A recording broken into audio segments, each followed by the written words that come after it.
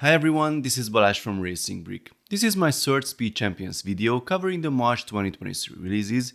You could already see the Ferrari 812 and the Pagani Utopia. Now it is time to build the Porsche 963. This is a prototype race car built for the LMD H category. It is short for Le Mans Daytona H. You can see these at several endurance races like the Le Mans 24 Hours or at Daytona. On the front of the box you see the Lego version doing its job on a racetrack. Interestingly, it even has the official Le Mans 24 Hours logo. On the back you can see the rear of the car, a shot of the real one next to it and the top view at the finish line. Now let's open the box.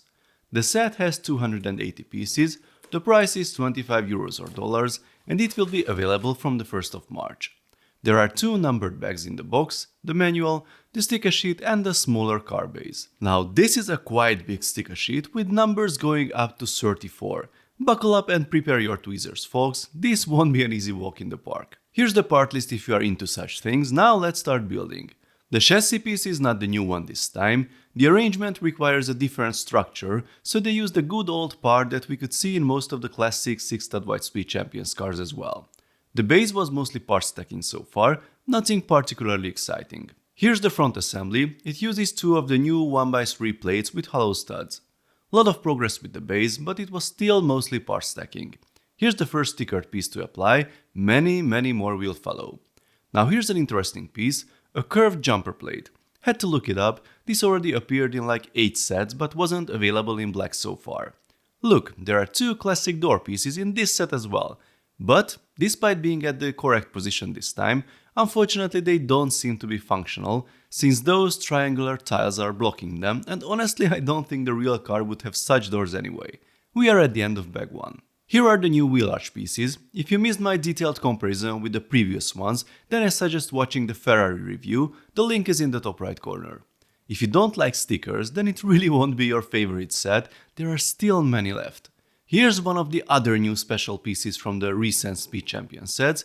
If you want to know more about it, then I suggest watching the detailed presentation by Chris. Here's an interesting usage, putting it under the 1x5 plate with an offset using the hollow stud. This becomes the insert here and forms the rear diffuser of the car with the lights integrated. Pretty cool. This is a quite special piece, I guess Star Wars builders will know it better than me. This one will become the huge fin at the rear of the car. This central section will be interesting, I guess the gap will be covered later on. Here's a nice solution for the exhaust, I like it.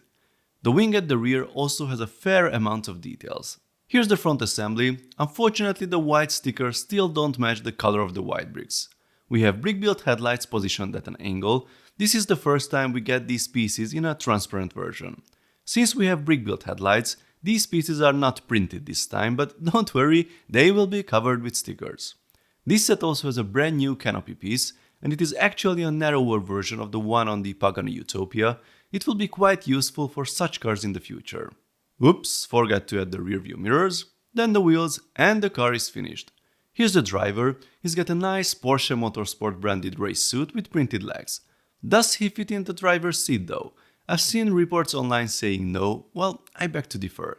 Yes, there's a teeny tiny gap here at the corner when our guy is in the seat, but I can easily make bigger gaps without him if I flex the car a little bit.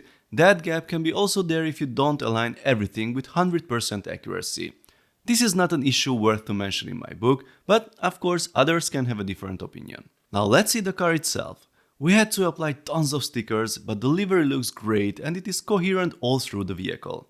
The overall shape of the car is well captured, you can see all the main features. The proportions are off here and there, but don't forget the scale. There are tons of remarkable details compared to the Porsche 919 for example. I really like the front of the car with the brick-built headlights. That V-shape of the nose is not there, but there's no current bricks that could replicate that. The gap between the nose and the cover of the wheels is present though, and the cutouts over the wheels are replicated with stickers. The side profile looks again pretty accurate. The panels over the wheels can be low enough thanks to the new wheel arch pieces. The new canopy piece fits well. Unfortunately, color reproduction is not great this time. It worked much better with dark bluish grey. I really like the exhaust and the rear fin. This piece borrowed from the Star Wars universe really fits here well. The rear wing is obviously way bulkier than the real one. In reality, these panels should be as thin as this fin piece, but with a little bulk we get nice brick build details like the lights here. And a nice strip of lights appear above the diffuser as well. Honestly, I have somewhat mixed feelings with this set. It looks great when it is finished, but the building process itself was the least exciting among these three. Don't get me wrong, there were some pretty cool details, but maybe we are so spoiled now with Speed Champions cars and we expect some brilliant solution on every other page of the manual. The number of stickers is also difficult to swallow, but it is a fully decorated race car, so this should be expected. I guess people who buy this set like the real car as well, so this trade-off should be acceptable. I'm sure a lot of people will say it is supposed to be fully printed. I don't think so. What would we do with 30-something totally specialized printed pieces that could be mostly used for this exact livery only? So, here are the 3 single packs for March 2023. My favorite is probably the Ferrari for its great building solutions, but the Pagani is a close second.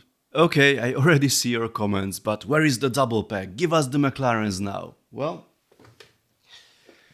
here's the double pack, and unfortunately I cannot show you the contents yet. The review embargo for this one will come later. No, I cannot tell you exactly when, but it will happen before the street date, that's all I can say. Please be patient. Meanwhile, let me know in the comments, how do you like these 3 so far? How do you like the new pieces? Which one is your favorite? Let's talk about them. If you like this video, then please give it a thumbs up and don't forget to subscribe with notifications as tons of exciting LEGO videos are coming very soon. See you next time. Bye bye.